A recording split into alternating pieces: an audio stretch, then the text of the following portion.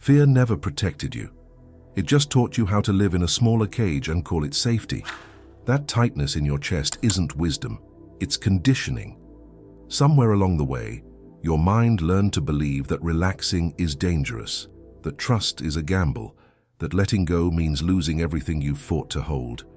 So you stay alert, you stay tense, you measure life in what might run out: money, time, love, breath. And without realizing it, you rehearse the same silent prayer. Please don't let this disappear. But the cruel irony is this: what you fear losing keeps vanishing anyway. Not because life is cruel, but because something inside you is bracing for collapse, expecting withdrawal, preparing for abandonment. The subconscious doesn't hear your words. It obeys your assumptions. And right now, it's responding to one unspoken belief: there is not enough. What happens when that belief is wrong? No one ever taught you that fear could wear the mask of intelligence. It arrived disguised as responsibility, as foresight, as maturity. It whispered, "Be careful." It insisted, "Don't get your hopes up." It praised itself as survival. And you listened because it sounded reasonable. Fear didn't scream, it calculated, it didn't panic, it planned. It showed you spreadsheets of worst-case scenarios, rehearsed losses that hadn't happened yet, futures already bruised before they were even born. It trained your nervous system to scan for danger in quiet rooms, to feel suspicious of ease, to mistrust moments when nothing was wrong. You called this being smart, but underneath that calm voice lived something darker, something shaking. Because fear was never trying to protect you from pain. It was trying to protect you from disappointment. And disappointment, somewhere deep in your history, felt unbearable. Maybe it was the first time something you loved disappeared. Maybe it was the moment you realized people could leave without warning. Maybe it was when effort didn't equal reward. Maybe it was when you prayed and nothing answered. Whatever it was, your system learned a silent rule: if I expect less, I won't break as hard. So you began to pre-grieve your future. You tightened your grip on money, not because you loved it, but because you feared the day it might not be there. You rationed joy, not because you didn't want it, but because you didn't trust it to stay.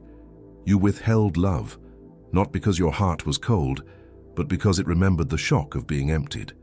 This is the hidden problem no one names.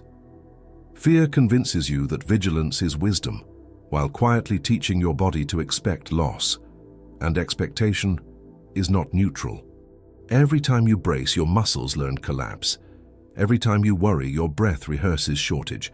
Every time you say, "I can't relax yet," your subconscious hears, "Relaxation is dangerous." So it keeps you tense. It keeps you alert. It keeps you waiting for the other shoe to drop. And life, mysterious, obedient, unsettling, responds, not to your affirmations, not to your intentions, but to your assumptions. The tragedy is not that fear exists. The tragedy is that you trusted it. You trusted it so completely that you let it rewrite your instincts. You let it rename tension as being prepared, exhaustion as being responsible, anxiety as being realistic. You let it sit in the control room of your life and convince you that it was the only thing standing between you and collapse. And maybe, once, it was. Maybe there was a time when fear kept you alive, when it sharpened your senses, when it helped you endure something that would have shattered a softer version of you. But fear was never meant to be permanent. It was meant to be a visitor, not a ruler. Yet somehow, without a ceremony or a decision, it stayed. It moved in. It rearranged the furniture of your inner world. It taught your nervous system a single, relentless lesson: nothing is secure. Everything can be taken. So you learned to live on edge. You learned to count what you had, not with gratitude, but with dread. You learned to anticipate endings before beginnings could even unfold. You learned to feel guilty when things went well, as if ease itself were suspicious. And slowly, quietly, something inside you collapsed. Not all at once, not dramatically, but in small, invisible ways. Your breath became shallow. Your imagination shrank. Your sense of possibility dulled. You stopped trusting life to meet you. You started trying to outmaneuver it. This is the hidden wound beneath fear. It convinces you that you are alone in sustaining reality. That if you don't grip tightly enough, everything will fall apart. That if you stop worrying, something terrible will sneak up on you. That vigilance is the price of survival. And the most devastating part? Fear trains your subconscious to believe that support is temporary. So when support arrives, money, love, opportunity, peace, your system doesn't relax into it. It braces. It whispers, "Don't get used to this." It tightens. "This won't last." It prepares for disappearance. And because the subconscious does not differentiate between imagination and expectation, it begins preparing your life for withdrawal. Not because you deserve it, but because you expect it. This is the unbearable contradiction. You fear loss so deeply that you live as if it is inevitable, and that posture invites the very experience you are trying to avoid. Fear becomes a self-fulfilling prophecy, rehearsed daily in your body. And somewhere inside you, a quiet exhaustion is growing. Because living this way is heavy, because being the sole guardian of reality is unbearable, because part of you suspects, in moments of silence, that this constant tension might not be wisdom at all, but a prison. And that suspicion is terrifying. Because if fear is not protecting you, and then what has been? There is something no one warned you about, something that operates beneath your thoughts, beneath your decisions, beneath your personality. It does not argue with you. It does not judge you. It does not care what you want. It only listens to what you assume. This is the invisible law, and the moment you glimpse it, something inside you fractures, because it reveals a truth that is both shocking and unsettling. Your subconscious is not a thinker. It is a receiver, a mirror, a field that reflects the tone, posture, and emotional frequency you consistently hold, especially when you are not paying attention. It does not respond to hope spoken through clenched teeth. It does not respond to affirmations layered over panic. It responds to what your body believes, to the tension in your chest, to the contraction in your breath, to the way you flinch at ease. And fear. Fear broadcasts loudly. Fear is not silent. It hums.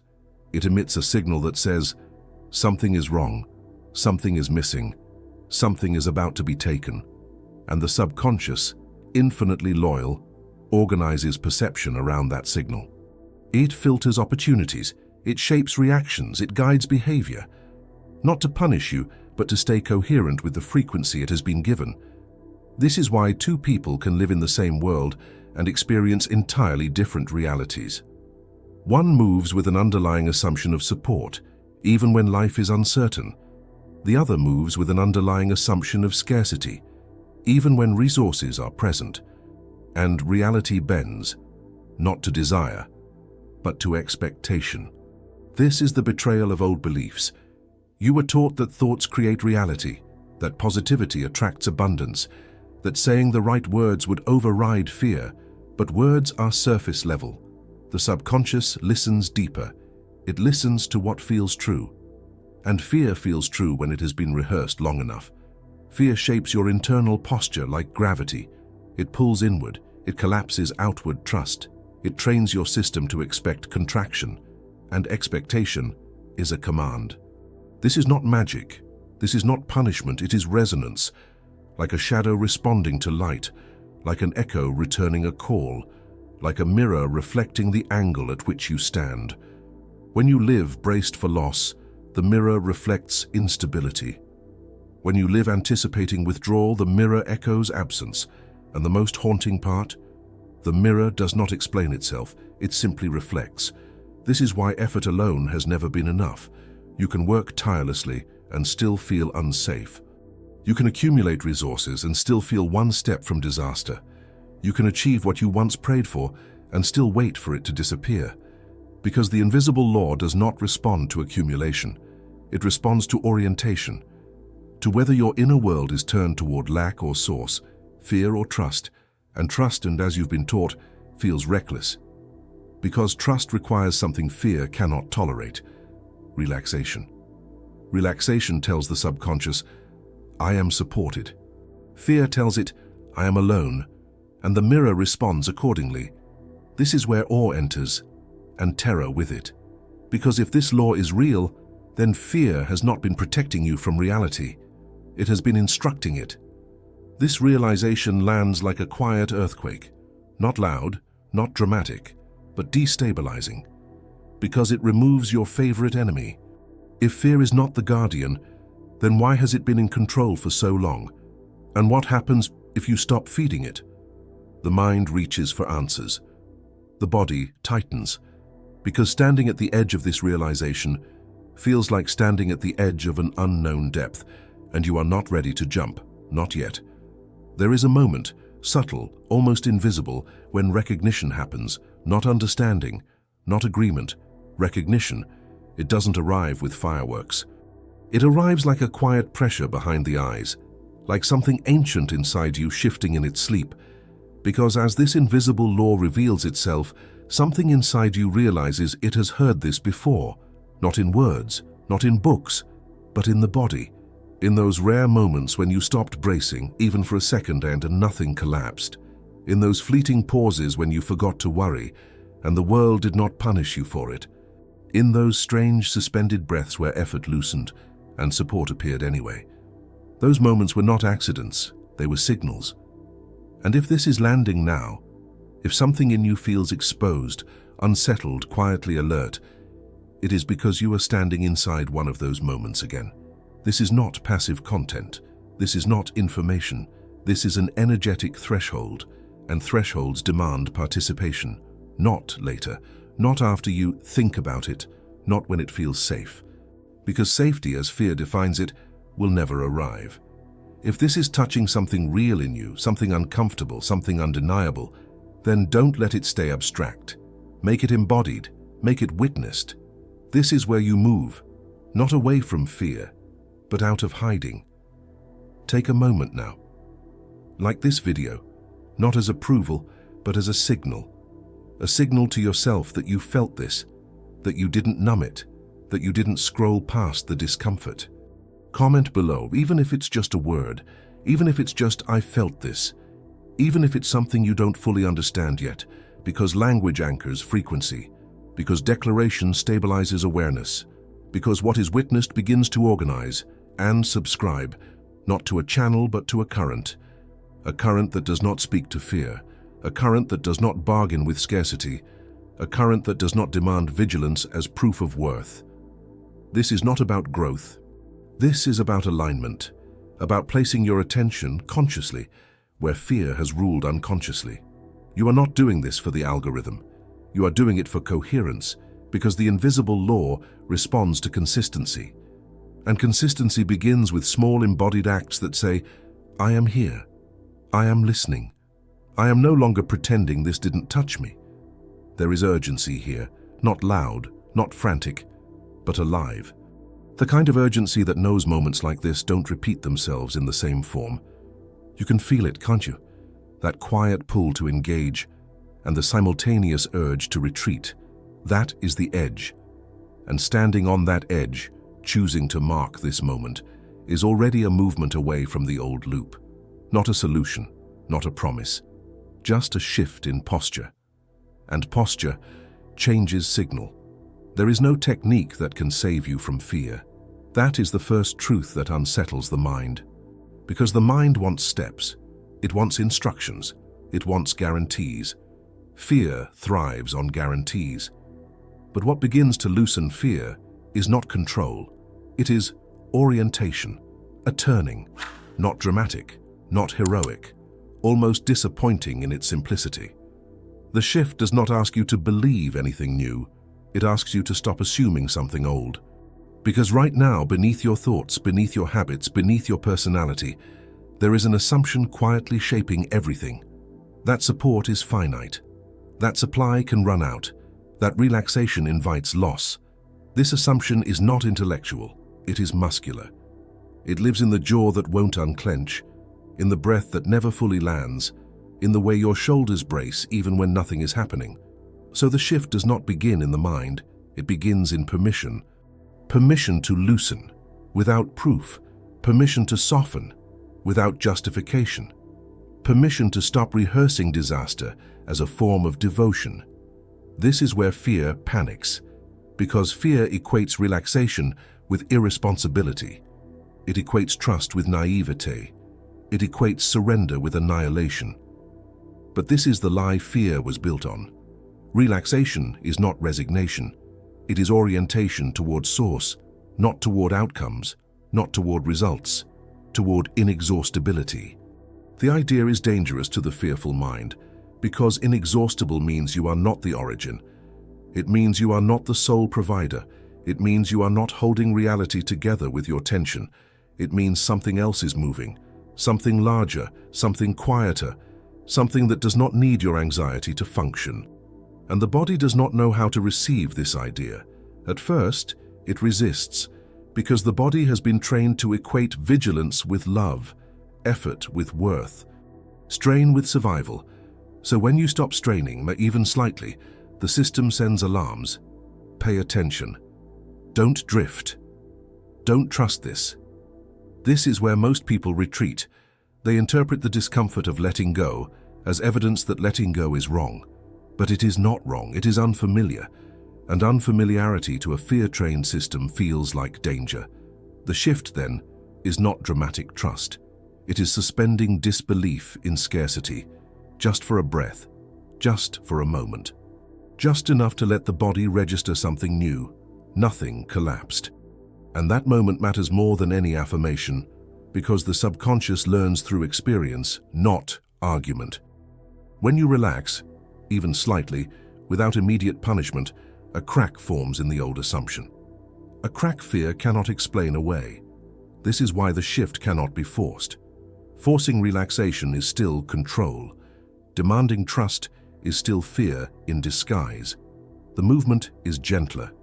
It is a reorientation of attention, from what might I lose to what is already holding me, from what if this disappears to what has not disappeared yet, not as gratitude, not as positivity, but as fact, because even now, in uncertainty, in tension, in confusion, something is sustaining you. Your breath is still arriving, your heart is still moving, your awareness is still present. You did not command these things. They are given, continuously, relentlessly, without asking for reassurance. This is the inexhaustible source Joseph Murphy spoke of, not as poetry but as principle, a supply that precedes effort, a movement that does not consult fear, a current that flows whether you trust it or not. The shift is not to believe in this source, it is to stop positioning yourself as separate from it. Fear says, I must protect myself from life. Trust whispers, I am being lived. And that whisper terrifies the protector identity. Because if you are being lived, then fear is unnecessary. Not immediately irrelevant, but unnecessary. And fear does not surrender quietly. It tightens one last time. It offers one final argument. It asks one devastating question. What if you relax and everything falls apart? The shift does not answer this question. It lets it hang, unresolved, because the truth cannot be argued into existence. It must be experienced. And experience begins with allowing the question to remain unanswered, while you soften anyway, just enough, not to feel safe, but to feel present. And presence, quietly, begins to reorganize everything. If fear loosens its grip, even slightly, something unsettling happens. You begin to feel unfamiliar to yourself, because so much of who you believed you were was organized around protection. The planner, the worrier, the one who stays ahead of disaster, the one who holds everything together. Fear gave you a role, and roles once inhabited long enough feel like identity. So when trust begins to emerge, not as belief, but as posture, the old self panics. If I am not guarding, who am I? If I am not bracing, what is my purpose?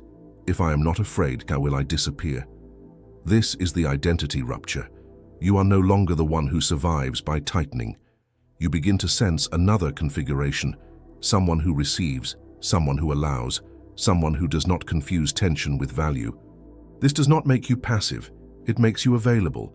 Available to signals you couldn't hear while braced, available to timing you couldn't trust while controlling, available to movement that does not originate in fear. The protector identity resists this with fury, because it equates receiving with weakness. But receiving is not weakness. Receiving is orientation towards source. A river does not strain to flow. A heart does not worry to beat. A seed does not clench to grow. And yet growth happens, not because of fear, but because of alignment. As this identity begins to form, something in you ignites. Not excitement, fire. A quiet, grounded fire that does not need to prove itself. You stop performing security. You stop announcing vigilance. You stop justifying rest. You move differently. You speak slower. You decide cleaner. You leave earlier. You stay quieter. Not because you don't care, but because you no longer confuse anxiety with responsibility. This identity does not chase certainty. It tolerates mystery, and that tolerance is power. This new self does not declare trust. It embodies it. Not loudly, not dramatically, but unmistakably. You no longer flinch at silence. You no longer interpret pauses as punishment. You no longer assume absence means abandonment. You still feel fear, but it no longer commands you. It becomes information, not instruction. And this is the most shocking transformation. You stop needing fear to feel alive. The old identity needed tension to feel relevant, needed struggle to feel justified, needed pressure to feel important. This new identity does not. It knows something fear never could. That life moves through you, not against you.